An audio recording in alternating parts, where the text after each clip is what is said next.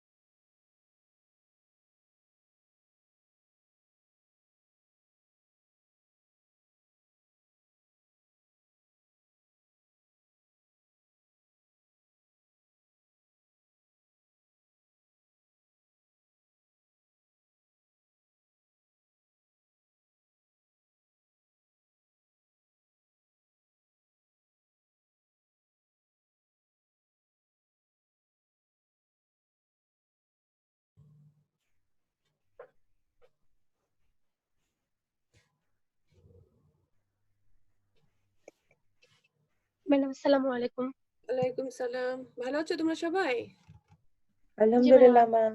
আচ্ছা, আমরা lipoprotein metabolism পড়ছিলাম, তো লাইপোপ্রোটিন মেটাবলিজম আজকে বাকিটা পড়বো। আমরা ভিএলডিএল মেটাবলিজম পর্যন্ত পড়া হয়েছিল। ভিএলডিএল থেকে আমরা জানি ভিএলডিএল থেকে তৈরি হচ্ছে এলডিএল। এলডিএল হলো লো ডেনসিটি লাইপোপ্রোটিন। কেন লো ডেনসিটি লাইপোপ্রোটিন? কারণ এখানে প্রোটিনটা কম আর লিপিডটা বেশি। আর এখানে যে লিপিডটা ক্যারেক্টারিস্টিক্স কি? লিপিড হলো এখানে টিজি খুবই কম, ম্যাক্সিমাম কোর লিপিড হলো cholesterol ester and free cholesterol.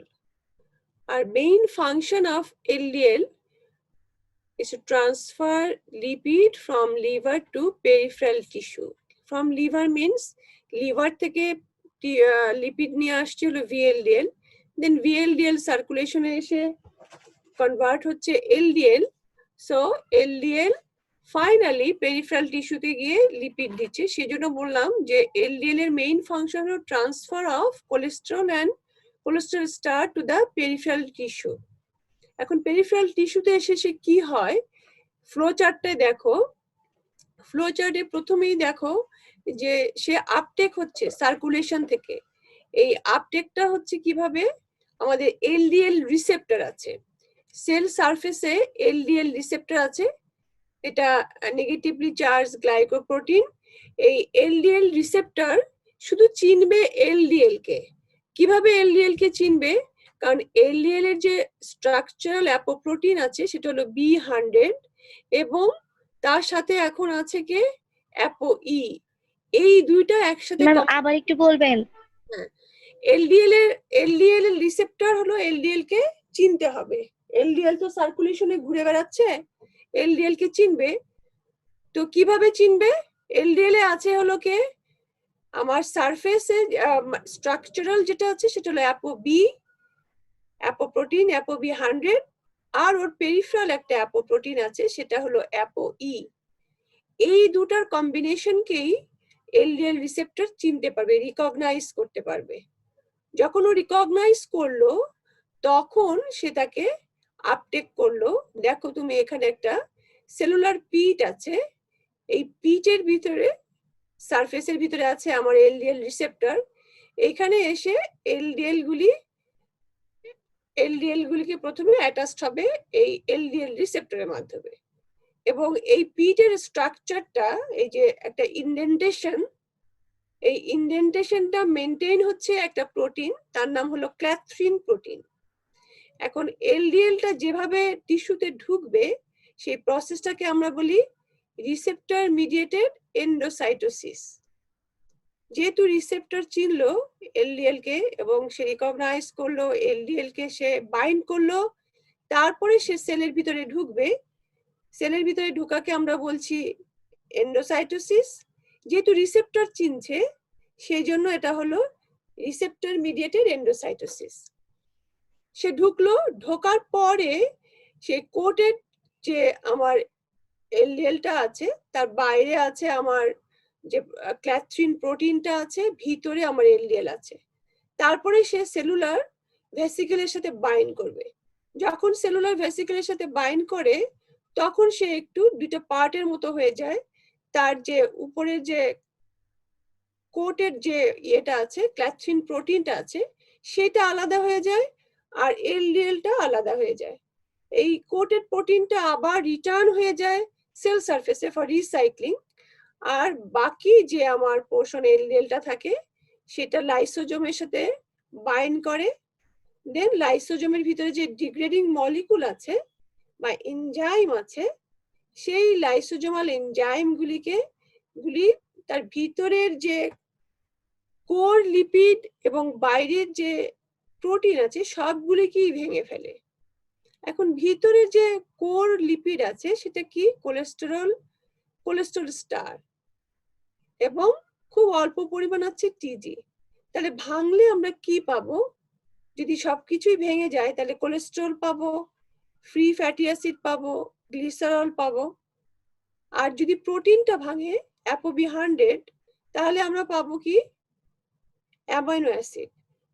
তাহলে যখন ও সেলের ভিতরে ঢুকে লাইসোজোমের সাথে বাইন্ড করলো, তারপরে কমপ্লিটলি ডিগ্রেড হয়ে গেল cholesterol, free fatty acid, glycerol, amino acid সব। তারপরে এই কোলেস্টেরলটা অ্যাকর্ডিং টু নিড, আমার ওই টিস্যুর নিড অনুযায়ী বা বডির নিড অনুযায়ী ইউজ হবে। সেটা কিরকম? যদি আমার বডিতে বাইল দরকার হয় তখন সে বাইল সিনথেসিস করে, যদি সে আমার হরমোন দরকার হয় স্টেরয়েড জেনেসিস করবে, তার যে ফাংশন, যদি ভিটামিন ডি তৈরি করার দরকার হয় ভিটামিন ডি তৈরি করবে। মানে কোলেস্টেরল থেকে যা যা তৈরি হওয়ার কথা সবকিছুই সে করবে অ্যাকর্ডিং টু নিড। আরেকটা ব্যাপার, এই যে কোলেস্টেরল হলো, এই কোলেস্টেরল সে তো কন্টিনিউয়াসলি আমার এলডিএল সার্কুলেশনে আছে এবং এলডিএল সেলের ভিতরে ঢুকছে, পেরিফেরাল টিস্যুতে ঢুকছে, ঢুকে কোলেস্টেরল দিচ্ছে। এখন যখন দেখা যাবে যে টিস্যুর ভিতরে আমার কোলেস্টেরল লেভেলটা এনাফ, প্রচুর কোলেস্টেরল আছে, তখন এই কোলেস্টেরল আর ঢুকবে না, এই এলডিএল আর ঢুকবে না, কারণ এখানে সে স্যাচুরেটেড হয়ে আছে। ওই স্যাচুরেশনের সিগন্যালটা যাবে কোথায়? যাবে এলডিএল রিসেপ্টরের কাছে যেতে পারে, যে প্রচুর কোলেস্টেরল আছে, তোমার আর এলডিএল কে টেক করতে হবে না। আরেকটা হতে পারে কি, যেহেতু আমরা জানি এলডিএল রিসেপ্টর হলো একটা প্রোটিন, এবং এই প্রোটিনটা সিনথেসিস হয় যেহেতু প্রোটিন রাফ এন্ডোপ্লাজমিক রেটিকুলামে, সেখানেও সিগন্যাল দিতে পারে যে এলডিএল রিসেপ্টর আর তৈরি করার দরকার নেই, কারণ প্রচুর আমার কোলেস্টেরল সেলের ভিতরে চলে আসছে। আর কি করতে পারে? আমরা জানি যে কোলেস্টেরল টিস্যুতে সিনথেসিস হয়, সেলে সিনথেসিস হয়, যেটা আমরা বলি ডিনেভো সিনথেসিস। সেই কোলেস্টেরল সিনথেসিসকেও সেই ইনহিবিশন দিবে যে তুমি আর কোলেস্টেরল তৈরি করো না, অলরেডি আমাদের সেলের ভিতরে প্রচুর কোলেস্টেরল আছে। তো কাকে সে ইনহিবিশন দিবে? কোলেস্টেরল সিনথেসিসের যে rate limiting enzyme HMG Koi রিডাকটেস, তাকে সেই ইনহিবিশন দেবে যে তোমার আর অ্যাক্টিভ হওয়ার দরকার নেই, আর কোলেস্টেরল সিনথেসিস করার দরকার নেই। তারপরে সে কি করবে? এক্সেস যে কোলেস্টেরল আছে সেই কোলেস্টেরল গুলিকে সে কোলেস্টেরল স্টার তৈরি করে বডিতে স্টোর করে রাখবে, সেলের ভিতরে স্টোর হয়ে থাকবে।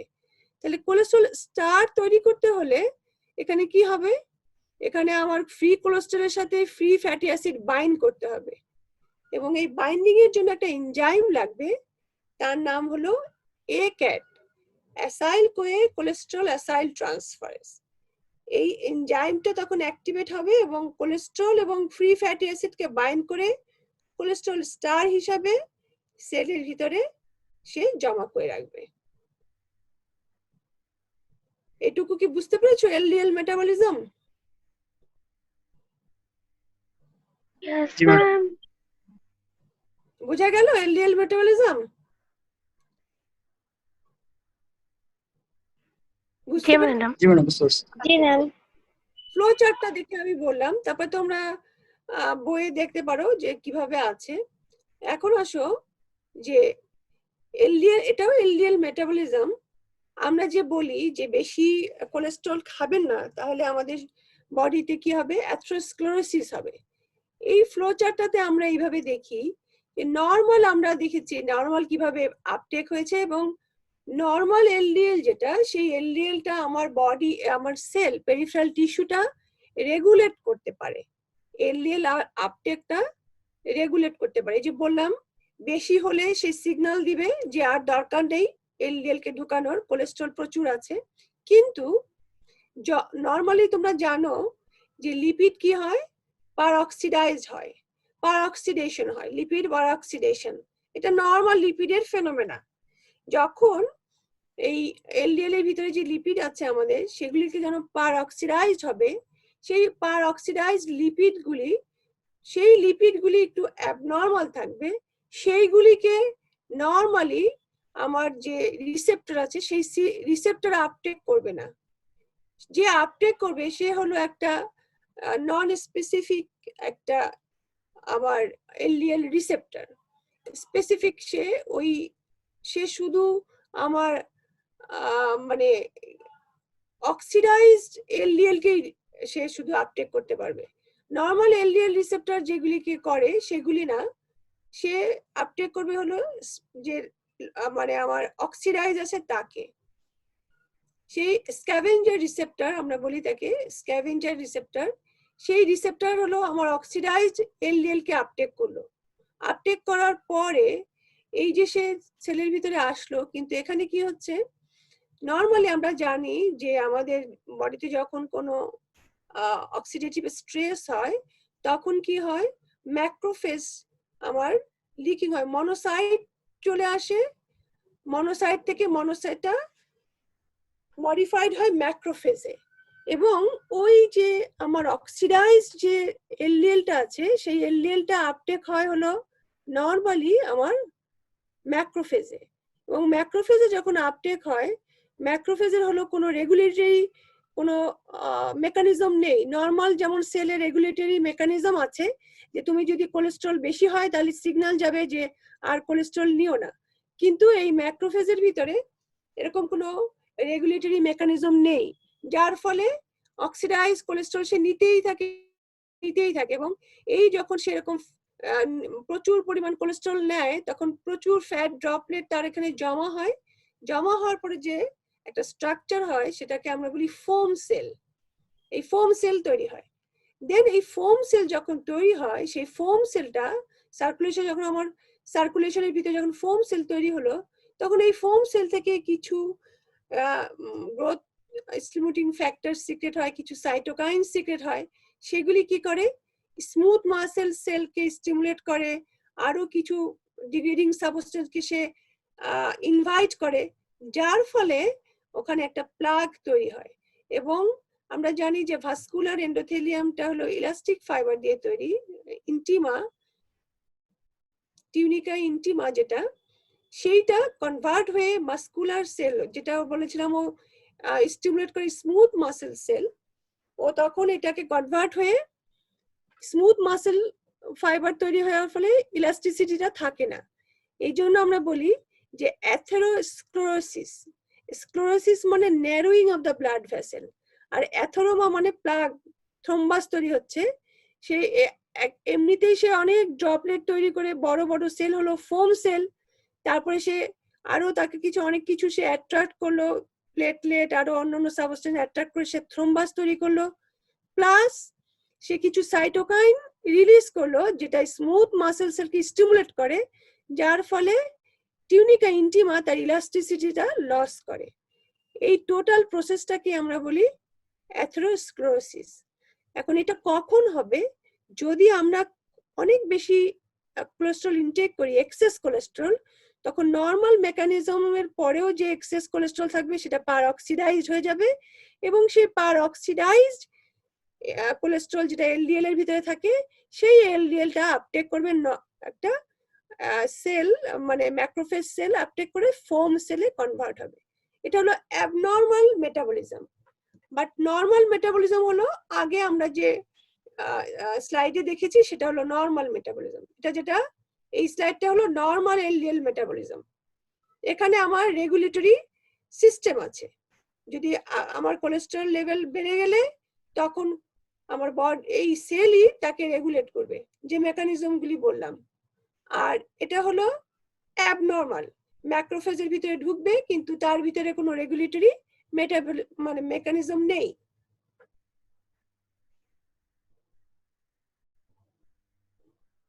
তোমরা কি বুঝতে পারছো আমার কথা? Yes, ma'am ma'am. একটা কোশ্চেন ছিল। হ্যাঁ বলো। ম্যাম আচ্ছা, এই যে স্ক্যাভেঞ্জার রিসেপ্টর গুলো কি মানে ম্যাক্রোফেজ? না, ম্যাক্রোফেজের ভিতরে যে রিসেপ্টর থাকে যে এলডিএল কে চিনে ভিতরে ঢুকাবে, সেই রিসেপ্টর নাম হলো স্ক্যাভেঞ্জার রিসেপ্টর। নরমালি আমরা তো বলি এলডিএল রিসেপ্টর, কিন্তু এটা হলো স্ক্যাভেঞ্জার রিসেপ্টর। এটার নাম হলো স্ক্যাভেঞ্জার রিসেপ্টর। সে শুধু নর্মাল এলডিএল কে চিনবে না, সে চিনবে হলো অক্সিডাইজড এলডিএল কে চিনবে। নরমালে দেখো, নরমালের কালো একটা বর্ডার দেওয়া আছে, এটা হলো নর্মাল এলডিএল রিসেপ্টর, সে নর্মাল এলডিএল কে চিনে।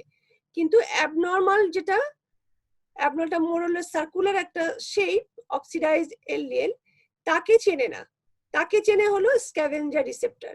এবং এই স্ক্যাভেঞ্জার রিসেপ্টর গুলি আছে হলো ম্যাক্রোফেজে। বুঝতে জি ম্যাডাম, পেরেছো? হ্যাঁ, জি ম্যাডাম, থ্যাংক ইউ। আচ্ছা ঠিক আছে। তাহলে আমরা এইচডিএল মেটাবলিজমে যাই। তোমরা জানো যে এইচডিএল কে আমরা বলি কার্ডিয়াক ফ্রেন্ডলি, অথবা আমরা বলি যে গুড কোলেস্টেরল কন্টেইন করে আমার এইচডিএলটা। এখন কেন এটা করছে? এইচডিএল এর প্রথমেই দুইটা সোর্স আছে, কিন্তু এইচডিএল এর একটা হলো স্মল ইন্টেস্টাইন থেকেও সে আসতে পারে, আর একটা হলো লিভার থেকেও আসতে পারে। এই দুইটা সোর্সের বেসিক ডিফারেন্স হলো, আমরা জানি এইচডিএল এর ফাংশন, সে হলো acts as an reservoir for ApoC2 and ApoE। এখন যে সমস্ত এইচডিএল গুলি স্মল ইন্টেস্টাইন থেকে আসবে তারা কিন্তু এই রিজার্ভার হিসেবে কাজ করতে পারবে না। যে সমস্ত এইচডিএল গুলি লিভার থেকে সিনথেসিস হবে তারাই কেবল কাজ করতে পারবে এই রিজার্ভার হিসেবে। এটা হলো বেসিক ডিফারেন্স। আর বাদ বাকি হলো স্ট্রাকচারাল তাদের সেম। এটা বুঝতে পেরেছো?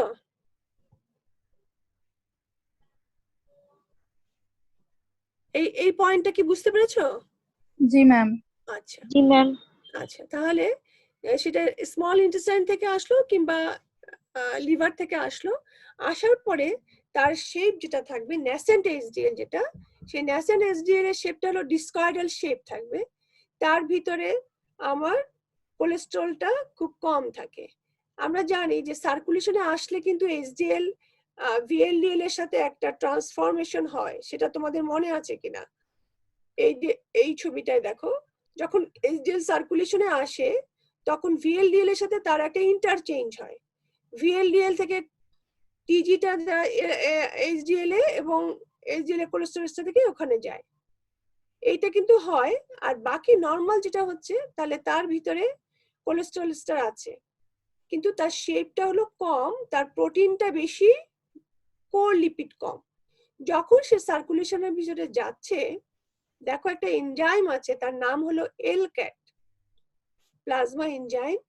এই এনজাইমটা ইনঅ্যাক্টিভ থাকে, এই এনজাইমটাকে অ্যাক্টিভ করে হলো অ্যাপোএ। অ্যাপোএ কি? অ্যাপোএ হলো এইচডিএল এর স্ট্রাকচারাল অ্যাপোপ্রোটিন। তাহলে যখন এইচডিএলটা সার্কুলেশনে আসবে তখন এই এলক্যাট এনজাইমটা স্টিমুলেটেড হবে, এবং এলক্যাট এনজাইমটা স্টিমুলেটেড হয়ে কি করবে? আমার এইচডিএল এর পেরিফেরালি যে ফসফোলিপিড গুলি আছে সেই ফসফোলিপিডকে সে ব্রেকডাউন করবে। ব্রেকডাউন করলে কি হয়, ব্রেকডাউন করে সে দুইটা জিনিস তৈরি করে, একটা হলো ফ্রি ফ্যাটি অ্যাসিড আর এটা হলো বাকি যে পোর্শনটা থাকে সেটা হলো লাইসোফসফোলিপিড। নর্মালি ফসফাটাইডাল কোলিন ফসফোলিপিডের ভিতরে ফসফাটাইডাল কোলিনকে সে ব্রেকডাউন করে এবং সেই ফসফাটাইডাল কোলিনের 3টা ফ্যাটি অ্যাসিড থাকে। 3টা ফ্যাটি অ্যাসিডের ভিতরে সে মাঝখানে যেটা 3 নাম্বার কার্বনে যে ফ্যাটি অ্যাসিডটা থাকে সেইটাকে সে ব্রেকডাউন করে, আর বাকি থাকে হলো 1 নাম্বার এবং 2 নাম্বার কার্বনে ফ্যাটি অ্যাসিড থাকে, সাথে ফসফরিক অ্যাসিড থাকে, লেসিথিন থাকে। টোটাল সেটাকে আমরা বলি লাইসোফসফোলিপিড। শুধুমাত্র একটা ফ্রি ফ্যাটি অ্যাসিডকে সে রিমুভ করে। সেই ফ্রি ফ্যাটি অ্যাসিডটা সে কি করে, এই কোরের ভিতরে যখন ফ্রি কোলেস্টেরল থাকে তাকে সে তার সাথে সে বাইন্ড হয়ে কোলেস্টেরল স্টার তৈরি করে। যার ফলে কি হয়, যখন সে পেরিফেরাল টিস্যু দিয়ে যেতে থাকে কাছে, তখন দেখা যায় যে পেরিফেরাল টিস্যুর ভিতরে যে কোলেস্টেরল অলরেডি এলডিএল দিয়েছে সেই কোলেস্টেরলের কনসেন্ট্রেশনের চেয়ে এই এইচডিএল এর ভিতরে কোলেস্টেরলের কনসেন্ট্রেশন অনেক কম, যার ফলে কনসেন্ট্রেশন গ্রেডিয়েন্টের তৈরি হয়। এবং যখন এই কনসেন্ট্রেশন গ্রেডিয়েন্টের তৈরি হয় তখন ফ্রি কোলেস্টেরল পেরিফেরাল টিস্যু থেকে এইচডিএল এর ভিতরে চলে আসে অ্যাকর্ডিং টু কনসেন্ট্রেশন গ্রেডিয়েন্ট, এবং এটা হতেই থাকে। তাহলে দেখা যায় যে এলক্যাট এনজাইমটা কন্টিনিউয়াসলি তার পেরিফেরাল ফসফোলিপিডকে ব্রেকডাউন করে ফ্রি ফ্যাটি অ্যাসিড এবং লাইসোফসফোলিপিড তৈরি করছে, এবং সেই ফ্রি ফ্যাটি অ্যাসিড তার পেটের ভিতরে যে ফ্রি কোলেস্টেরল আছে তার সাথে বাইন্ড হয়ে কোলেস্টেরল স্টার তৈরি হচ্ছে, যার ফলে এই কোর যে ফ্রি কোলেস্টেরল তার কনসেন্ট্রেশন কম থাকে এবং পেরিফেরাল টিস্যু কোলেস্টেরল এবং এই এইচডিএল এর কোলেস্টেরলের ভিতরে একটা কনসেন্ট্রেশন গ্রেডিয়েন্টের তৈরি হয়, যার ফলে free cholesterol from peripheral tissue enter into the HDL এবং এইচডিএল এর সাইজটা বড় হতে থাকে। এই যে ফাইনালি বড় একটা স্ফেরিক্যাল একটা এইচডিএল তৈরি হয়, সেই এইচডিএলটাকে আমরা বলি HDL2। প্রথম যে ছোট থাকে সেটা হলো HDL3, পরে বড় হলে তাকে বলে HDL2। এই HDL2 যেটা সেটা ফাইনালি মেটাবলাইজ হওয়ার জন্য সে লিভারে যায়, লিভারে গিয়ে সে রিসেপ্টর মিডিয়েটেড এন্ডোসাইটোসিসের মাধ্যমে সে লিভারে গিয়ে আপটেক হয়ে বাকিটা নর্মালি VLDL বা কাইলোমাইক্রন র্যামনেট যেরকম মেটাবলাইজ হয় সেরকম মেটাবলাইজ হয়ে যায়। কিন্তু কাজটা কি হয়, কাজটা হলো নর্মালি আমরা দেখি VLDL তারা কি করে, তার লিভার থেকে তোমার লিপিড নিয়ে এসে পেরিফেরাল টিস্যুতে দেয় থ্রু LDL এর মাধ্যমে, কিন্তু HDL কি করছে, পেরিফেরাল টিস্যু থেকে ফ্রি কোলেস্টেরল নিয়ে লিভারে দিচ্ছে। এই যে কাজটা হচ্ছে, যেহেতু নর্মাল লিভার থেকে টিস্যুতে যাচ্ছে না লিপিড, উল্টা ভাবে যাচ্ছে, সেই জন্য এই ট্রান্সপোর্টটাকে আমরা বলি reverse cholesterol transport. Normal cholesterol transport হলো নর্মাল যেটা লিভার থেকে যাবে হলো পেরিফেরাল টিস্যুতে, কিন্তু HDL এর মাধ্যমে ফ্রি কোলেস্টেরল পেরিফেরাল টিস্যু থেকে যাচ্ছে লিভারে, যার কারণে এই প্রসেসটাকে আমরা বলেছি রিভার্স কোলেস্টেরল ট্রান্সপোর্ট। এবং এই রিভার্স কোলেস্টেরল ট্রান্সপোর্ট করার ফলেই আমার অ্যাথেরোস্ক্লেরোসিসের ইনসিডেন্সটা কমে যায়, কারণ সেলের ভিতরে আমার কোলেস্টেরল লেভেলটা কমে যাচ্ছে।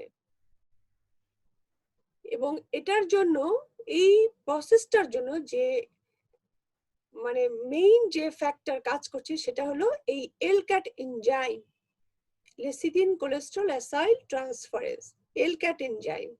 এই এনজাইমটা যদি না থাকতো তাহলে এই প্রসেসটা সম্ভব হতো না। এবং এই এনজাইমটাকে কেবলমাত্র স্টিমুলেট করতে পারে ApoA, এবং ApoA যেহেতু শুধুমাত্র HDL এ থাকে, যার ফলে সার্কুলেটিং LDL এর লাইপোপ্রোটিনের মধ্যে শুধুমাত্র HDL এর পক্ষেই সম্ভব এই রিভার্স কোলেস্টেরল ট্রান্সপোর্ট করা।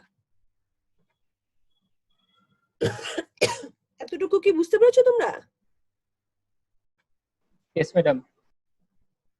এটা তো তোমাদের শর্ট নোট আসে এবং ইনভেরিয়েবলি পরীক্ষায় জিজ্ঞেস করা হয়। মেকানিজমটা বুঝতে পেরেছো? মেকানিজমটা না বুঝলে বলো। ম্যাডাম বুঝতে পারছি ম্যাডাম, থ্যাংক ইউ। বুঝতে পেরেছো? জি ম্যাডাম। আচ্ছা ঠিক আছে, তাহলে আমাদের লাইপোপ্রোটিন মেটাবলিজম কমপ্লিট হলো। এখন আমরা মোটামুটি তোমাদের তো মেটাবলিজম শেষ সবগুলি না, কার্বোহাইড্রেট, লিপিড আর প্রোটিন শেষ না? Yes ma'am. জি ম্যাডাম। হ্যাঁ, তাহলে আমরা একটু তোমাদের যে একদম লাস্ট কার্ডটা আছে ইন্টিগ্রেশন, তাহলে তোমরা এখন মোটামুটি যেহেতু মেটাবলিজম সব হয়ে গেছে তাহলে বুঝতে পারবে। তাহলে আমি একটু যাই ইন্টিগ্রেশনে।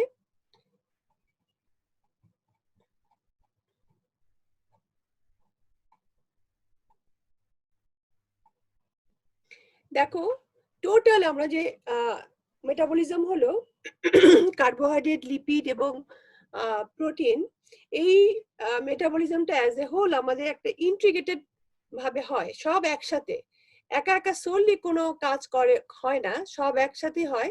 এবং এই আমাদের ফুয়েল যে মানে সাপ্লাই দেওয়া হচ্ছে বিভিন্ন টিস্যুতে, তার জন্য আমাদের যে অর্গানগুলি মেইন কাজ করে সেটা হলো লিভার, অ্যাডিপোস টিস্যু, মাসেল এবং ব্রেইন। এই মেজর চারটা অর্গান আমাদের এই মেটাবলিজমে, ফুয়েল মেটাবলিজমে রোল প্লে করে। এবং এই চারটা অর্গানের ভিতরেই আমাদের তারা যে এই যে একটা কোঅর্ডিনেটেড হিসেবে কাজ করছে, সেখানে তাদের জন্য একটা সেট অফ এনজাইম আছে, সেই এনজাইমের থ্রুতে তারা কাজ করতে পারে। এবং প্রত্যেকটা অর্গানেরই স্পেশালাইজড ফাংশন আছে, কেউ স্টোর করবে, কেউ কিছু স্পেসিফিক ফুয়েল জেনারেট করবে। এবং তারা কখনোই একা একা কাজ করে না, তাদের ভিতরে একটা কমিউনিকেশন মেনটেন হয়। কমিউনিকেশনটা কি দিয়ে হচ্ছে দেখো, কমিউনিকেশন হচ্ছে হরমোন, নার্ভাস সিস্টেম, আর হলো অ্যাভেলেবিলিটি অফ সার্কুলেটিং সাবস্ট্রেট, মানে সাবস্ট্রেট যে অ্যাভেলেবেল থাকে, আমরা জানি কখন অ্যাভেলেবেল থাকে, নর্মালি আমরা যখন খাবার খাই, এটা হলো ফিড স্টেটে, তখন থাকে। তাহলে আমাদের এই চারটা মেইন অর্গান, এই যে আমরা বলছি যে metabolism to supply fuel two the peripheral tissue for work, এই কাজ করার জন্য আমাদের এই মেইন চারটা অর্গান হেল্প করছে। এবং তাদের সাথে কোঅর্ডিনেশন করার জন্য কিছু সিস্টেম আছে, কিভাবে তারা একটার সাথে একটা কোঅর্ডিনেট করে, কিছু হরমোন আছে, কিছু নার্ভাস সিস্টেমের ব্যাপার আছে, আর হলো যে আমরা যে খাবার খাই সেখানে তো আমাদের খাবারের ভিতরে আমরা নিউট্রিয়েন্ট গুলি সাপ্লাই দিচ্ছি। নেই প্রথমেই আমরা যেটা বললাম যে হরমোন, এখানে কোঅর্ডিনেশনের জন্য মেইন আমাদের যে হরমোন আছে সেটা হলো ইনসুলিন আর গ্লুকাগন এবং এপিনেফ্রিন, মেইনলি তারা এই কাজ করে। নর্মালি জানো তোমরা ইনসুলিনকে আমরা বলি অ্যানাবলিক হরমোন, আর সাধারণত গ্লুকাগন, এপিনেফ্রিন এদেরকে বলি আমরা ক্যাটাবলিক হরমোন। কারণ ইনসুলিন সবসময় স্টোরেজে হেল্প করে, এই জন্য এটা হলো অ্যানাবলিক, সিনথেসিসে হেল্প করে। আর গ্লুকাগন হলো ডিগ্রেডেশনে হেল্প করে, এই জন্য তাকে আমরা বলি ক্যাটাবলিক হরমোন। এবং ইনসুলিন এবং গ্লুকাগন এরা দুজনেই রিলিজ হবে কোথা থেকে? প্যানক্রিয়াস থেকে। প্যানক্রিয়াসের স্পেশালাইজড অর্গান জানো, আইলেটস অফ ল্যাঙ্গারহ্যান্স, এখান থেকে সিক্রেট হচ্ছে। আর ইপিনেফ্রিন কোথা থেকে আসছে? অ্যাড্রেনাল মেডুলা আছে, আমাদের অটোনমিক নার্ভাস সিস্টেমে আছে, এখান থেকে আমাদের ইপিনেফ্রিন রিলিজ হচ্ছে। এই কটা মিলেই আমাদের এই যে বললাম মেটাবলিজমের ইন্টিগ্রেশন সেটা হচ্ছে। তাহলে ইনসুলিন মেইন যেটা আমার অ্যানাবলিক হরমোন, সাধারণত ইনসুলিন কখন আসে? যখন আমরা ওয়েল ফিড স্টেটে থাকি, তার মানে যখন আমাদের ব্লাড গ্লুকোজ লেভেলটা বেশি থাকে, এটা একটা ইম্পর্টেন্ট সিগন্যাল ইনসুলিন সিক্রেশনের জন্য, তখন ইনসুলিন সিক্রেট হয়। এবং ইনসুলিন সিক্রেট হলেই আমার সিনথেসিস হবে গ্লাইকোজেন, প্রোটিন, টিএজি, এগুলি সব সিনথেসিস হবে। এবং যখন আমরা ফাস্টিং স্টেটে থাকবো, যখন আমাদের অ্যাভেলেবল থাকবে না, যেটাকে আমরা বলি যে স্টারভেশন বা ফাস্টিং স্টেট, তখন আমাদের যে হরমোনটা রিলিজ হবে সেটা হলো গ্লুকাগন। এবং গ্লুকাগনের সাথে আর কয়েকটা হরমোন আছে, এপিনেফ্রিন, কর্টিসল, গ্রোথ হরমোন, এরা সবই ইনসুলিনের অপোজে ফাংশন করে। এই জন্য আমরা বলি এটাকে counter regulatory hormone of insulin, এবং এটা সাধারণত হাইপোগ্লাইসেমিয়াতে কাজ করে। এবং ইনসুলিনটা জাস্ট আমরা বলেছি স্টিমুলেটেড হয় হাই ব্লাড গ্লুকোজ লেভেল, এবং জাস্ট অপোজিট যেটা লো ব্লাড গ্লুকোজ হলে তখন গ্লুকাগন স্টিমুলেটেড হয়। এবং ইপিনেফ্রিন যদি থাকে তখনও ইপিনেফ্রিন গ্লুকাগনকে স্টিমুলেট করে, আর ইপিনেফ্রিন হলো ইনসুলিনকে ইনহিবিট করে। এটা আমরা জাস্ট ফ্লো চার্ট দিয়ে দেখি যে ইনসুলিন কি কি কাজ করে। তোমরা সবাই জানো, আমরা যে বললাম ইনসুলিন কি কাজ করে। মেইনলি ইনসুলিন গ্লুকোজ আপটেক করে, স্পেসিফিক গ্লুকোজ ট্রান্সপোর্টার আছে ইনসুলিন সেন্সিটিভ, সেটা হলো এডিপোস টিস্যু এবং মাসেলে, এটা গ্লুকোজ আপটেক করে। এছাড়া সে সিনথেসিস করে গ্লাইকোজেন, প্রোটিন, ফ্যাট, এগুলি সে করে, এবং এগুলি করে হলো তার যে রিসেপ্টর আছে রিসেপ্টরের সাথে বাইন্ড করে সেই রিসেপ্টরে দিয়ে কাজ করে। তোমরা এগুলি পড়েছো ফিজিওলজিতে মনে হয় পড়েছো। এটা এইভাবে কাজ করছে ইনসুলিন যখন আমরা ওয়েল ফিট থাকি। আর গ্লুকাগন হলো, গ্লুকাগন আলফা মানে সেল তৈরি করছে। লো ব্লাড গ্লুকোজ যখন থাকে তখন গ্লুকাগন রিলিজ হয়, এবং গ্লুকাগন যে কাজটা করে সেটা হলো গ্লাইকোজেনোলাইসিস করে, গ্লুকোনিওজেনেসিস করছে, লাইপোলাইসিস করছে, কিটোজেনেসিস করছে, এগুলি হলো তার কাজ। আর সে সিনথেসিস ফাংশনটা সে করে না, কারণ তার কাজ হলো ব্লাড গ্লুকোজ সাপ্লাই দেয়া।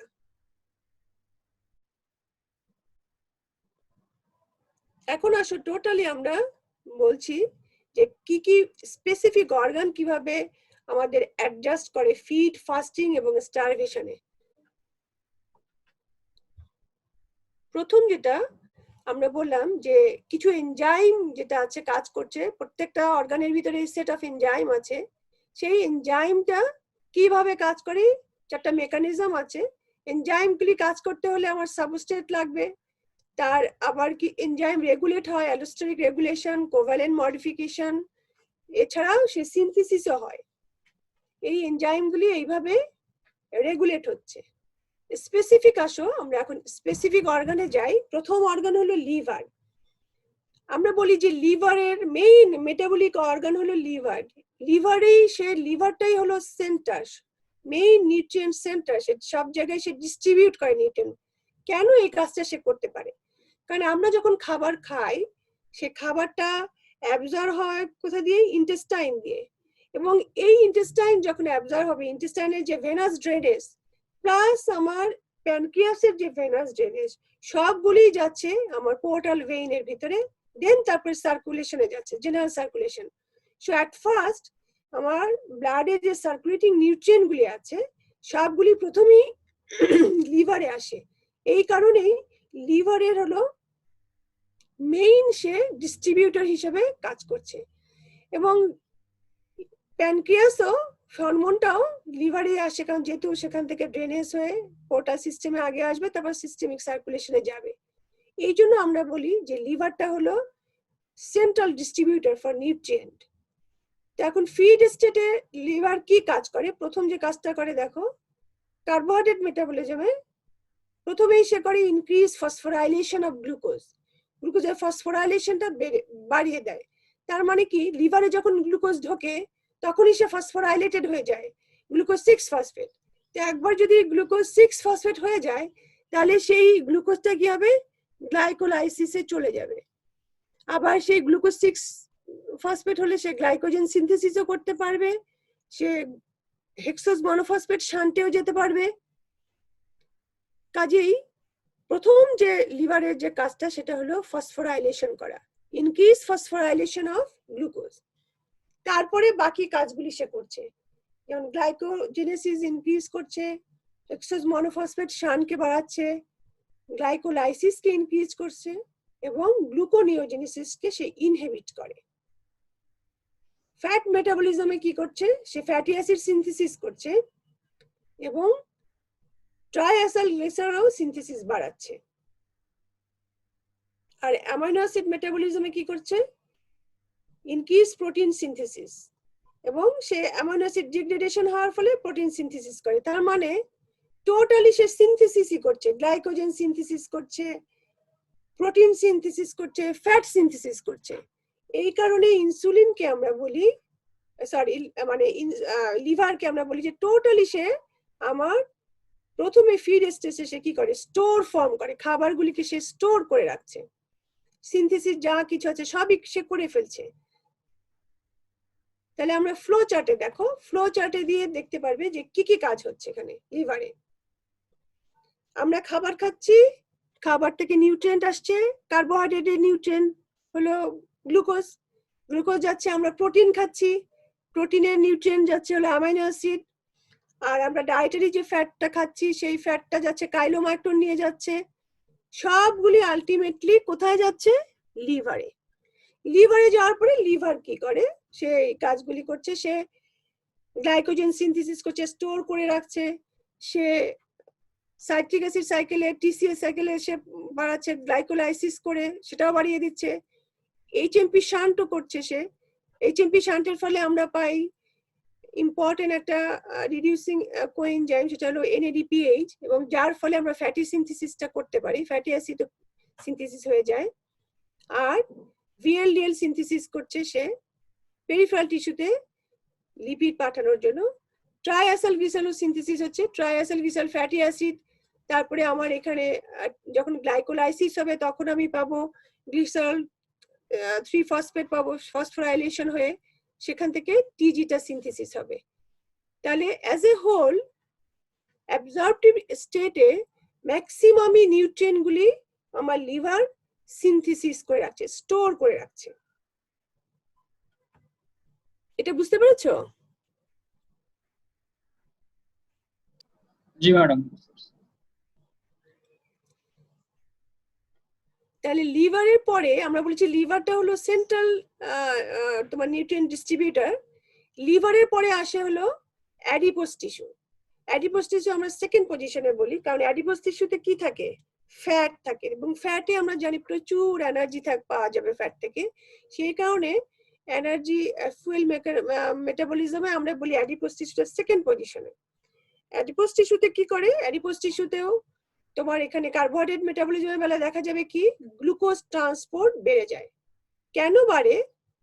এখানে আমরা জানি যে যখন আমরা খাবার খাবো, ব্লাডে যখন গ্লুকোজ লেভেল বাড়বে, ফিড স্টেটে আমার যে হরমোন, রেগুলেটরি হরমোন, সেটা হলো ইনসুলিন, এবং ইনসুলিন হলো গ্লুকোজের যে ট্রান্সপোর্টার আছে অ্যাডিপোস টিস্যুতে, সেটা সেনসিটিভ, এবং ইনসুলিন যেহেতু বেশি থাকে তখন ওই ট্রান্সপোর্টারটা অ্যাক্টিভেটেড হয়ে যায়। এই জন্য গ্লুকোজ ট্রান্সপোর্ট প্রচুর পরিমাণে হয়। যখন গ্লুকোজ ভিতরে ঢোকে তখন ন্যাচারালি গ্লাইকোলাইসিসটা বাড়ে এবং এইচএমপি শান্টটাও বাড়ে। ফ্যাট মেটাবলিজমে সে ফ্যাট সিনথেসিস করবে, ফ্যাটি অ্যাসিড সিনথেসিস করবে, টিজি সিনথেসিস করবে, কিন্তু ডিগ্রেডেশনটা ডিক্রিজ হবে।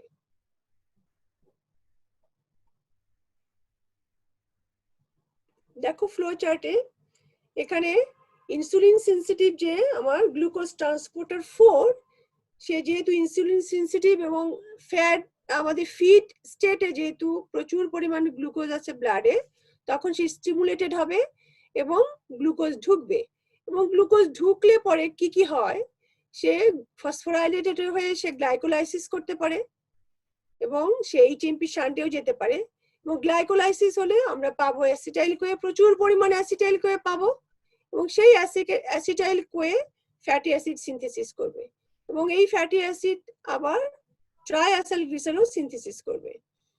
ট্রাইঅ্যাসাইলগ্লিসারল সিনথেসিস, এই ফ্যাটি অ্যাসিডের সোর্স আরো আছে। যখন আমরা ফিড স্টেটে থাকি তখন এই যে কাইলোমাইক্রন থেকেও কিছু, কাইলোমাইক্রন থেকেও সে যে আমার কাইলোমাইক্রন যে লিপিড ডিগ্রেডেশন হচ্ছে লাইপোপ্রোটিন লাইপেজে, সেখান থেকেও ফ্যাটি অ্যাসিড এখানে আসে, VLDL থেকেও আসে। সবকিছু থেকেই ফ্যাটি অ্যাসিড নিয়ে নিবে অ্যাডিপোস টিস্যু, নিয়ে সে এখানে স্টোর করে রাখবে, ফ্যাট ড্রপলেট, প্রচুর পরিমাণ ফ্যাট সে স্টোর করে রাখবে। এরপরে আসো মাসেল, স্কেলিটাল মাসেল। নর্মালি যখন আমরা রেস্টে থাকি তখন এই মাসেলগুলির যে কাজ হয় তাতে অক্সিজেন কনজাম্পশন হয় 30%, কিন্তু যখন এক্সারসাইজ করি তখন সে 90% অক্সিজেন কনজাম্পশন করে, তার মানে প্রচুর সে তখন কাজ করে। যে নর্মাল রেস্টিং কন্ডিশনে সাধারণত কার্বোহাইড্রেট গুলি সে আপটেক করবে এবং গ্লাইকোজেন সিনথেসিস করবে, তার মানে সে গ্লুকোজকে স্টোর করে রাখবে। কারণ কি, যদি আমরা অ্যাক্টিভ হই, এক্সারসাইজ করি, তখন এই স্টোর গ্লাইকোজেন থেকে গ্লুকোজ তার সাপ্লাই দিতে হবে। সেই কারণে ফিড স্টেটে স্কেলিটাল মাসেলে, রেস্টিং স্কেলিটাল মাসেলে গ্লাইকোজেন সিনথেসিস হয়। আর এখানেও GLUT4 insulin sensitive glucose transporter stimulated হয়ে গ্লুকোজ ট্রান্সপোর্ট করে। আর ফ্যাট মেটাবলিজমে কি হচ্ছে, সেই ফ্যাট মেটাবলিজম সে এখানে জমা করে রাখছে, কারণ যখন আমরা ফাস্টিং কন্ডিশনে যাই তখন এই ফ্যাটও ওকে ফুয়েল সাপ্লাই দেয়, তারপরে সে প্রোটিনও সিনথেসিস করে রাখছে। তার মানে যখন আমরা ওয়েল ফিট থাকি তখন সব কিছুই মাসেলের ভিতরে স্টোর করে রাখা হয়। প্রোটিন সিনথেসিস হচ্ছে, কার্বোহাইড্রেট সিনথেসিস হচ্ছে, তারপরে তোমার ফ্যাটি অ্যাসিডও সিনথেসিস হচ্ছে।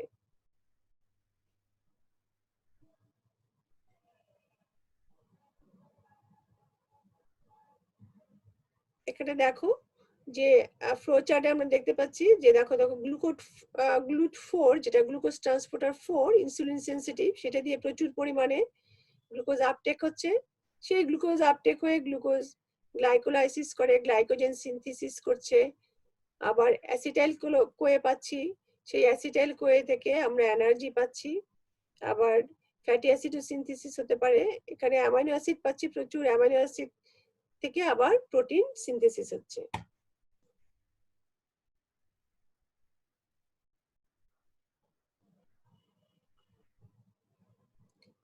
এখন হচ্ছে ব্রেইন, আমাদের লাস্ট অর্গান যেটা আমার মেটাবলিজম মেইনটেইন করছে, এটা ব্রেইন। ব্রেইন হলো আমরা জানি অ্যাবসলিউটলি তার ফুয়েল হলো সে গ্লুকোজটাকে ইউটিলাইজ করে, এবং তার এখানে কিন্তু স্টোর থাকে না, সে গ্লুকোজের যে গ্লাইকোজেন হিসেবে স্টোরও থাকে না, কাজেই কন্টিনিউয়াসলি তাকে সাপ্লাই দিতে হয়, গ্লুকোজ সাপ্লাই দিতে হয়। এই জন্য আমরা বলি যে ফাস্টিং কন্ডিশনে সবার আগে যে অর্গানটা ডিপ্রাইভ হয় সেটা হলো ব্রেইন। কাজেই ফিড স্টেটে যে সে স্টোর করে রাখবে তা না, সে স্টোর করতে পারে না, সে কন্টিনিউয়াসলি এনার্জি রিলিজ হয়। আরেকটা ব্যাপার, ব্রেনে কোনো নিউট্রিয়েন্ট যাওয়ার জন্য তাকে একটা ব্যারিয়ার ক্রস করতে হয়, সেটাকে আমরা বলেছি ব্লাড ব্রেন ব্যারিয়ার। সাধারণত দেখা যায় যে গ্লুকোজটাই এই ব্লাড ব্রেনটা ইজিলি ক্রস করতে পারে, এই জন্য গ্লুকোজটা হলো প্রাইমারি ফুয়েল। কিন্তু ফ্যাটি অ্যাসিড যেটা আমাদের দেখা যায় ফাস্টিং কন্ডিশনে ফ্যাটি অ্যাসিড প্রচুর কাজ করে, সব জায়গায় সে এনার্জি সাপ্লাই দেয়, কিন্তু ব্রেনে দিতে পারে না, কারণ ফ্যাটি অ্যাসিডটা ব্লাড ব্রেন ব্যারিয়ারকে ক্রস করতে পারে না, সেখানে তখন দেয় কিটোন বডি। তাহলে নর্মালি যখন আমরা ফিড স্টেটে থাকি সেখানে তখন আমাদের সাপ্লাই দিচ্ছে, ব্রেনকে এনার্জি দিচ্ছে হলো গ্লুকোজ, আর যখন আমরা ফাস্টিং থাকি তখন এনার্জি সাপ্লাই দেয় হলো কিটোন বডি। নর্মালি এটা আমরা যেটা বললাম যে এখানে কোনো ধরনের স্টোরেজ থাকে না, কার্বোহাইড্রেট মেটাবলিজম যেটা আসছে, গ্লুকোজ সাপ্লাই আছে, সে এক্সক্লুসিভলি সে ইউজ করে ফেলছে, কোনো ধরনের কোনো গ্লাইকোজেন স্টোরেজ থাকে না। নর্মালি আমরা বলি যে ব্লাড গ্লুকোজ লেভেল ন্যাচারালি থাকাও যেটা থাকে নর্মাল, যেটা তোমার 72, 99 বা 100 আমরা বলি, সেইখানে আমাদের নর্মাল ব্রেন ফাংশন থাকে। কিন্তু কোনো কারণে যদি আমাদের ব্লাড গ্লুকোজ লেভেল কমে যায়, বিশেষ করে লেস দেন 40 হলেই, তখনই আমাদের সেরিব্রাল ফাংশনটা ইম্পেয়ার্ড হয়ে যায়। এই জন্য যে হাইপোগ্লাইসিমিয়া আমরা বলি, যে হাইপোগ্লাইসিমিয়ায় কি হয়, কমন যেটা আমরা বলি হাইপোগ্লাইসিমিয়ায় যে ব্রেন কাজ করে না, তোমাদেরকে আমরা প্রায় বলি পরীক্ষার সময় যে খাওয়া দাওয়া করবে, খাবে, না খেলে কি হবে, ব্রেন কাজ করবে না। এটার জন্যই বলি, কারণ ওখানে কোনো গ্লুকোজ স্টোর থাকে না এবং ফ্যাটও স্টোর থাকে না, এখানে কোনো কিছু স্টোর থাকে না, কন্টিনিউয়াসলি সাপ্লাই দিতে হবে বডিতে নিউট্রিয়েন্ট, তারপরে সে কাজ করতে পারবে। এখানে ফ্লো চার্টে দেখো, ফ্লো চার্টে তাই দেখিয়েছে যে কন্টিনিউয়াসলি গ্লুকোজ সাপ্লাই গ্লুকোজটাই যাচ্ছে। তাহলে মোটামুটি আমাদের ফিড স্টেটে কাজ করছে, 4টা মেজর অর্গান কাজ করছে, এবং এই চারটা মেজর অর্গান মেইনলি যে হরমোন কাজ করছে সেটা হলো ইনসুলিন। ফিট স্টেটে যে হরমোনটা কাজ করছে ইনসুলিন, এবং আমাদের ফিট স্টেটটাকে আমরা বলি অ্যানাবলিক স্টেট। এখানে সবকিছু স্টোর থাকছে, because in case of fasting যাতে করে আমাদের এই স্টোর ফর্ম থেকে এনার্জি পেরিফেরাল টিস্যুতে পেরিফেরাল টিস্যু ইউটিলাইজ করতে পারে, এই কারণে এখানে সব স্টোর থাকছে। তাহলে টোটালি তোমরা বলবে যে ফিড স্টেটটা হলো একটা অ্যানাবলিক স্টেট, এবং এই অ্যানাবলিক স্টেটে আমাদের মেইন যে অর্গান কাজ করছে সেটা হলো লিভার, অ্যাডিপোস টিস্যু, মাসেল এবং ব্রেইন। এবং মেইনলি ফুয়েল যে স্টোর থাকছে সেটা হলো মেইনলি ফুয়েল স্টোর থাকে হলো লিভারে এবং অ্যাডিপোস টিস্যুতে। এখন আসো ফাস্টিং স্টেট। ফাস্টিং স্টেট সাধারণত আমরা বলি যে অ্যাবজর্পটিভ পিরিয়ড শেষ হয়ে গেলে, যে তারপর যদি আমরা কোনো খাবার না খাই তাহলে সেটা ফাস্টিং স্টেট হয়ে যায়।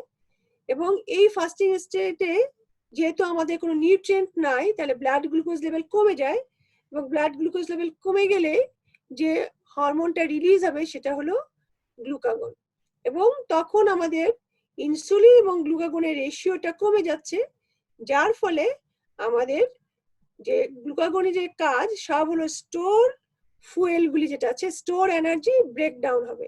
সেই জন্য এটাকে আমরা বলি ক্যাটাবলিক পিরিয়ড। টোটালি ফাস্টিংটা হলো একটা ক্যাটাবলিক পিরিয়ড, এবং এখানে কি হবে, ডিগ্রেডেশন হবে তোমার store fat, triacyl glycerol, store glucose যেটা গ্লাইকোজেন এবং প্রোটিন। নরমালি আমাদের যে ফুয়েল স্টোর থাকে, দেখো নরমালি ফুয়েল স্টোর থাকে সবচেয়ে বেশি থাকে ফ্যাট, তারপরে হলো প্রোটিন, তারপরে হলো গ্লাইকোজেন। কিন্তু প্রোটিন থেকে আমরা এনার্জি সাধারণত নেই না, কারণ প্রোটিন ব্রেকডাউন হলে, কারণ প্রোটিনের আরো অনেক কাজ আছে। প্রোটিন আমাদের সেলুলার স্ট্রাকচারাল ইন্টিগ্রিটি মেনটেন করে, এনজাইমেটিক অ্যাক্টিভিটি করে, কাজেই প্রোটিনের থেকে আমরা এনার্জি খুব কম নেই, 1/3 প্রোটিন এনার্জি দেয়, আর বাকি এনার্জি মেইন আমরা ফাস্টিং কন্ডিশনে আমরা মেইন এনার্জি নেই হলো গ্লাইকোজেন এবং ফ্যাট থেকে। প্রোটিন যদিও বেশি আছে গ্লাইকোজেনের জন্য চেয়ে, কিন্তু প্রোটিন থেকে আমরা নেই না, কারণ প্রোটিনের আরো অনেক কাজ আছে। সেই কারণে আমরা প্রোটিন থেকে ফাস্টিং কন্ডিশনে আমরা এনার্জি নেই না। লিভারে কি করছে তোমরা সবাই জানো। লিভারে কি হবে, প্রথমে গ্লাইকোজেন ডিগ্রেডেশন হবে, লিভারে যে স্টোর থাকবে গ্লাইকোজেন, গ্লাইকোজেনোলাইসিস, দেন নতুন করে গ্লুকোজ তৈরি হবে, সেটা হলো গ্লুকোনিওজেনেসিস। কখন হবে, নরমালি 10 থেকে 18 ঘন্টা ফাস্টিং এই পর্যন্ত আমার স্টোর যে গ্লাইকোজেন থাকে সেটা সাপ্লাই দিতে পারবে ব্লাডে গ্লুকোজ, কিন্তু তারপরে যেটা হবে সেটা হবে গ্লুকোনিওজেনেসিস, নতুন করে গ্লুকোজ তৈরি হবে ফ্রম নন কার্বোহাইড্রেট সোর্স। তাহলে লিভার ফাস্টিং কন্ডিশনে লিভারের কাজ হলো কন্টিনিউয়াসলি ফুয়েল সাপ্লাই দেয়া, বিশেষ করে গ্লুকোজ। যে সমস্ত টিস্যু আমার গ্লুকোজ ছাড়া বাঁচতে পারবে না, এক নাম্বার হলো আমাদের ব্রেন, সেই কারণে সে কি করছে, তার প্রথম কাজ হলো গ্লাইকোজেন ডিগ্রেডেশন করা, দ্বিতীয় কাজ হলো গ্লুকোনিওজেনেসিস করা। ফ্যাট মেটাবলিজমে সে কি করে, সেখানেও সে স্টোর ফ্যাটকে অক্সিডাইজ করে, ইনক্রিজ ফ্যাটি অ্যাসিড অক্সিডেশন, যার ফলে আমার এনার্জি সাপ্লাই হবে, এবং কিটোন বডি সিনথেসিস করে। কারণ কি, এই কিটোন বডিটা আমার অল্টারনেটিভ ফুয়েল হিসেবে কাজ করবে, কোথায়, ব্রেনে এবং মাসেলে। সেই জন্য লিভার কিটোন বডি সিনথেসিস করে। তোমরা সবাই জানো লিভারে কিটোজেনেসিস হয়, বাট লিভার কিন্তু আনফরচুনেটলি কিটোন বডি ফুয়েল হিসেবে ইউজ করতে পারে না, কারণ তার ওখানে একটা স্পেসিফিক এনজাইম কোয়ে ট্রান্সফারেজ, এই এনজাইমটা নেই, কিন্তু সে সিনথেসিস করে for use of ketone body as a alternate fuel in brain and muscle. তাহলে আমার ফাস্টিং এ লিভারের মেইন কাজ গ্লাইকোজেনোলাইসিস, গ্লুকোনিওজেনেসিস। প্রথম হবে গ্লাইকোজেনোলাইসিস ফাস্টিং এর আপ টু 18 আওয়ার্স পর্যন্ত, তারপরের আওয়ারে গ্লুকোনিওজেনেসিস।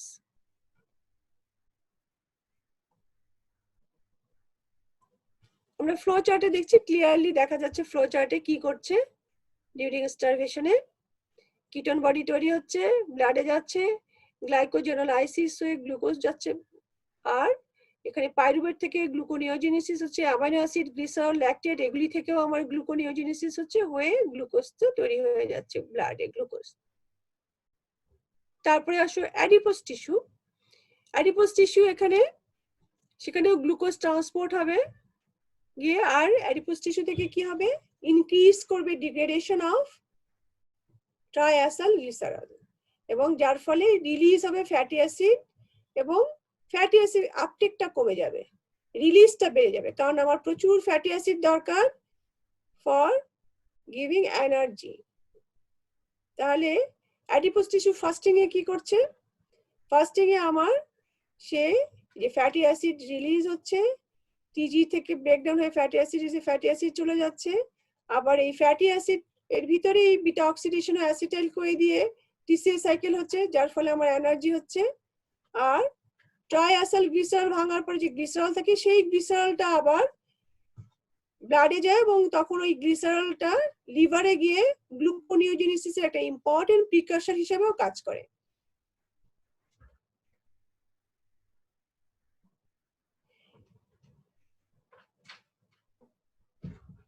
নর্মালি আমাদের স্কেলেটাল মাসেল ইউজ করে ফ্যাটি অ্যাসিড মেজর ফুয়েল হিসাবে, কিন্তু রেস্টিং মাসেল যদি আমরা ফাস্টিং কন্ডিশনে এক্সারসাইজ করি তাহলে সে গ্লাইকোজেন স্টোর গ্লাইকোজেনকে ইউজ করে এনার্জি হিসাবে। এখানে স্কেলেটাল মাসেলের ফাস্টিং এ কি হয় দেখো, স্কেলেটাল মাসেলে যে গ্লুকোজ ট্রান্সপোর্ট যেটা বলছি যে সেনসিটিভ, এই গ্লুকোজ ট্রান্সপোর্ট দিয়ে ইনসুলিন সিজে এসে এখানে গ্লুকোজ যাচ্ছে, আমার ব্লাডে যে গ্লুকোজ আছে সেখানে গ্লুকোজ যাচ্ছে, এছাড়া আমার প্রোটিনও পাচ্ছে সে। লিপিড মেটাবলিজমে নরমালি আমরা বলি যে ফাস্টিং এর ফার্স্ট 2 উইকসে মাসেলগুলি ফ্যাটি অ্যাসিড, অ্যাডিপোজ টিস্যু থেকে যে ফ্যাটি অ্যাসিড আসে সেই ফ্যাটি অ্যাসিডকে ইউজ করে এনার্জি সোর্স হিসেবে, এছাড়া কিছু কিটোন বডি ইউজ করে, কিন্তু 2 সপ্তাহ পরে টোটালি মাসেল যে ফুয়েল হিসেবে যে ইউজ করে সেটা হলো কিটোন বডি।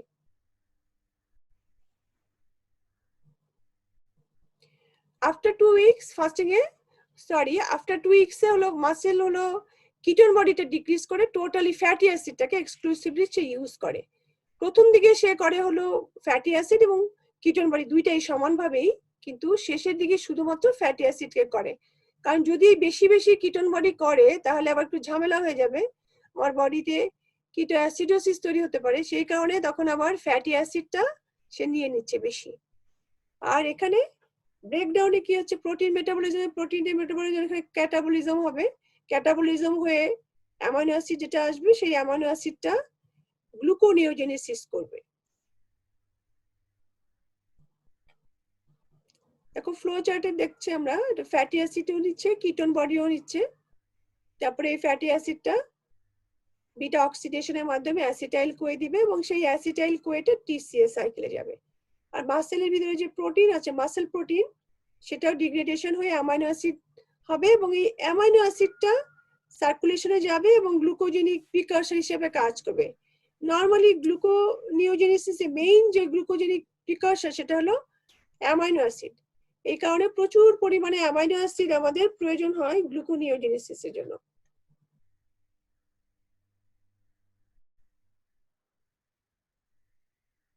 তারপরে আসো ব্রেইন।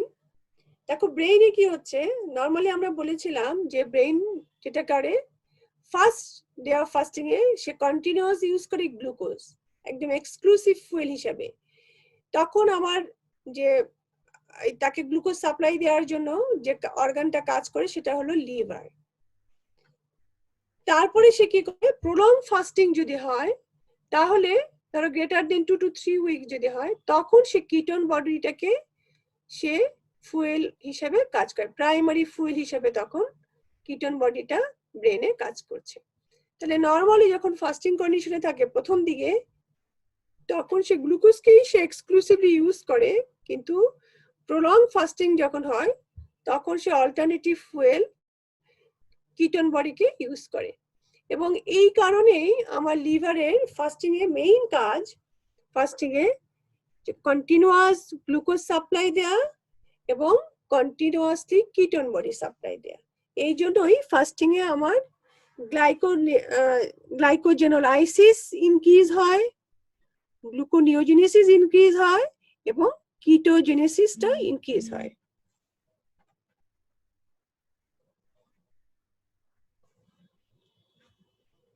তাহলে ইন্ডিভিজুয়ালি অর্গানগুলি দেখলা যে ইন্ডিভিজুয়ালি লিভার, অ্যাডিপোস টিস্যু, তারপরে হলো তোমার মাসেল, ব্রেন ফাস্টিং এ কি কাজ করছে।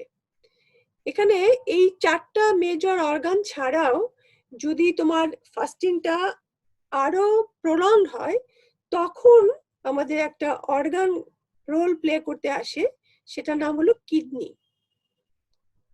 সাধারণত আমরা বলি লং টার্ম ফাস্টিং যদি হয় তাহলে সেই কিডনি আমাদের একটা রোল প্লে করে আমার এনার্জি মেটাবলিজমে। কি রোল প্লে করে?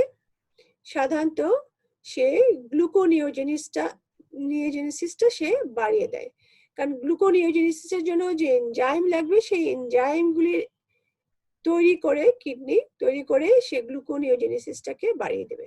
তাহলে গ্লুকোনিওজেনেসিস যদি হয় তাহলে আমার ব্লাডে গ্লুকোজ সাপ্লাই বাড়বে। আরেকটা কাজ করে সে, কারণ আমার বডিতে প্রচুর পরিমাণে কিটোন বডি তৈরি হচ্ছে। এখন এই কিটোন বডি যদি তৈরি হয় তাহলে কিটো অ্যাসিড তৈরি হবে এবং আমার বডি অ্যাসিড বেস ব্যালেন্সটা ইমব্যালেন্স হয়ে যাবে। তখন সে কি করে কিডনি, যে সে তোমরা জানো যে কিডনির ইন্টেস্টাইনাল এপিথেলিয়াল সেলের ভিতরে গ্লুটামিনেজ এনজাইম আছে। গ্লুটামিনেজ এনজাইম কাকে ভাঙতে পারে? গ্লুটামিনকে ভাঙতে পারে। গ্লুটামিনকে ভেঙে গ্লুটামেট তৈরি করে এবং ফ্রি অ্যামাইনো গ্রুপটাকে ফ্রি করে দেয় অ্যামোনিয়া হিসাবে। এখন সেই যে গ্লুটামেটটাকে সে ফ্রি করে দিল, সেই গ্লুটামেটটা আবার গ্লুটামেট ডিহাইড্রোজেনাস এনজাইমের মাধ্যমে ব্রেকডাউন হয়ে আলফা কিটো গ্লুটারেট তৈরি করবে, আবার অ্যামোনিয়া ফ্রি হবে। ওই আলফা কিটো গ্লুটারেটটা টিসিএ সাইকেলে ঢুকে আমার এনার্জি সাপ্লাই দিতে পারে। আর বাকি যে আমার অ্যামোনিয়াটা থাকে, ফ্রি অ্যামোনিয়া যেটা তৈরি হলো, সেই ফ্রি অ্যামোনিয়াটা কি করে? কিডনি টিউবুলসে রিলিজ হয় অ্যামোনিয়াম আয়ন হিসেবে। কিভাবে হয়?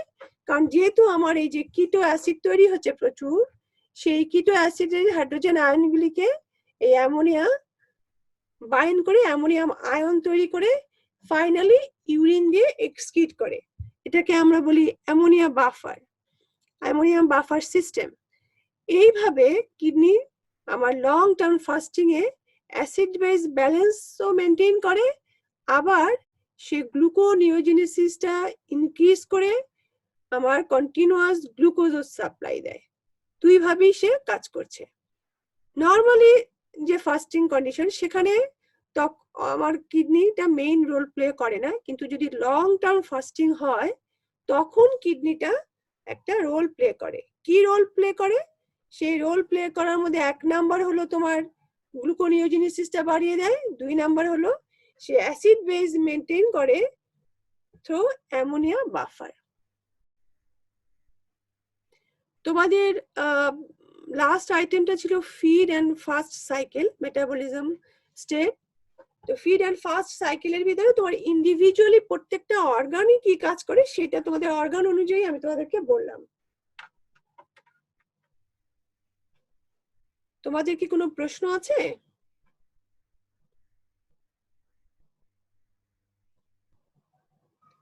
হ্যালো মেহেদি, ম্যাম কিডনিটা একটু আবার বলবেন? কোনটা বলো?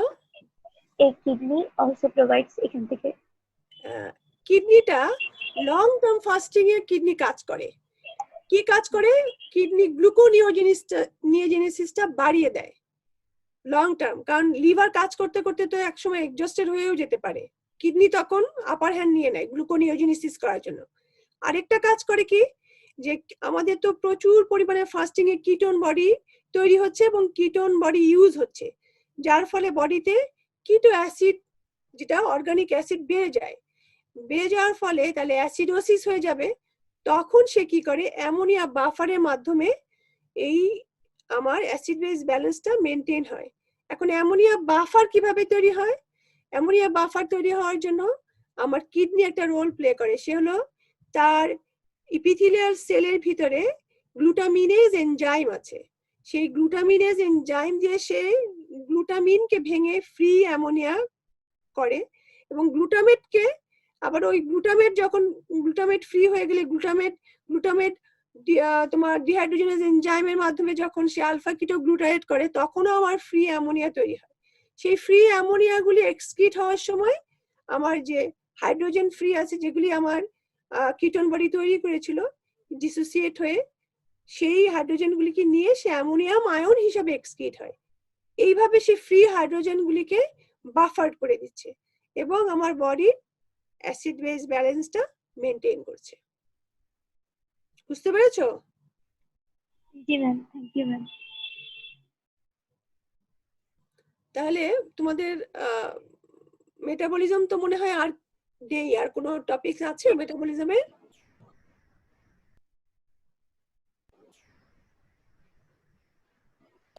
মেটাবলিজমের কি আর কোনো ম্যাডাম, টপিক আছে? লিভার ইন ফাস্টিং এর ফ্লো চার্টটা আরেকবার একটু বলা যাবে?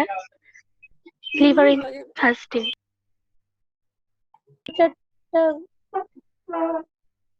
দেখেছো? 65। জি ম্যাডাম, হ্যাঁ দেখতে পাচ্ছি। হ্যাঁ হ্যাঁ হ্যাঁ। এখানে মনে রাখতে হবে, আমরা প্রশ্ন করি তোমাদের পরীক্ষার সময় যে গ্লাইকোজেনোলাইসিস থেকে গ্লুকোজ সাপ্লাই কতক্ষণ পর্যন্ত চলবে, কোনটা আগে হয়, গ্লাইকোজেনোলাইসিস না গ্লুকোনিওজেনেসিস? তাহলে আগে হবে হলো গ্লাইকোজেনোলাইসিস আপ টু 18 আওয়ার্স। তোমার ফাস্টিং এর 10 to 18 আওয়ার্স পর্যন্ত আমার গ্লাইকোজেনোলাইসিস হবে। তারপরে যদি ফাস্টিং কন্টিনিউ হয় দেন তখন আমার গ্লুকোনিওজেনেসিসটা রোল প্লে করবে টু সাপ্লাই গ্লুকোজ। বুঝতে পেরেছো? ওকে ম্যাডাম, জি ম্যাম। আরেকটা কাজ করছে, যেটা বলেছিলাম যে ও কিটোজেনেসিস করে। Ketogenesis ketone body acts as an alternative fuel হিসেবে সে কাজ করবে ব্রেইনে এবং মাসেলে, কিন্তু নিজে ইউজ করতে পারবে না। ও কিন্তু নিজে ইউজ করতে পারবে না কিটোন বডি। বুঝতে আচ্ছা পেরেছো? ম্যাডাম, জি ম্যাডাম। লাস্টে একবার নাম বলো, লাস্টে কিটোন বলো কিটোন বডি কি হলো? লাস্টে ম্যাডাম, একবার বলি ম্যাডাম, লাস্টে কি বলেছি বলো? হিডেন বডিজ ব্রেইনে যে তৈরি হয় ম্যাডাম, মানে সে এটা প্রডিউস করবে কিন্তু নিজে ইউজ করবে না। নিজে ইউজ করতে পারবে না, কারণ কিটোন পারবে না, বডি ওর কাছে একটা স্পেসিফিক এনজাইম যেটা মাসেলে আছে ব্রেইনে আছে ওর নেই, সেটা হলো কোয়ে ট্রান্সফারেজ এনজাইম। এই এনজাইমটা নাই বিধায় ও কিটোন বডিকে ইউজ করতে পারে না অ্যাজ এ ফুয়েল। কোন ফিড নাকি ফাস্ট ম্যাডাম, এটা কোন স্টেজে হয়? কোনটা কিটোন বডি? জি ম্যাডাম, এই যে ব্রেইন যে প্রবলেম। ওই যে বললাম প্রথমে তো তোমার ফাস্টিং এর প্রথম দিকে ইউজ Fasting. করবে, হ্যাঁ ফাস্টিং কন্ডিশনে ব্রেন ইউজ করবে প্রথমে হলো ফার্স্ট 1-2 ডেজ এ গ্লুকোজ, তারপরে সে কিটোন বডিকে ইউজ করবে আর মাসেল ইউজ করবে। এই দুইটাই তো ইউজ করে মেইনলি কিটোন বডিকে অল্টারনেট ফুয়েল হিসেবে। জি ম্যাডাম, বুঝতে পারছি। আচ্ছা ম্যাডাম। বুঝতে পেরেছো? আর প্রশ্ন আছে? ম্যাডাম, আমার আর নেই। আচ্ছা মেহেদি, তুমি তাহলে ওইভাবে আমাকে পার্সেন্টেজ গুলি পাঠিয়ে দিও। জি ম্যাডাম, আজকে নিপা পাঠিয়ে দিবে ইনশাআল্লাহ, ও রোল কল করার কথা। আচ্ছা আচ্ছা ঠিক আছে। ঠিক তাহলে আছে, তোমাদের ঈদের পরে আর কবে ক্লাস হচ্ছে তোমাদের? নেক্সট আমি তোমাদের কবে ক্লাস পাচ্ছি?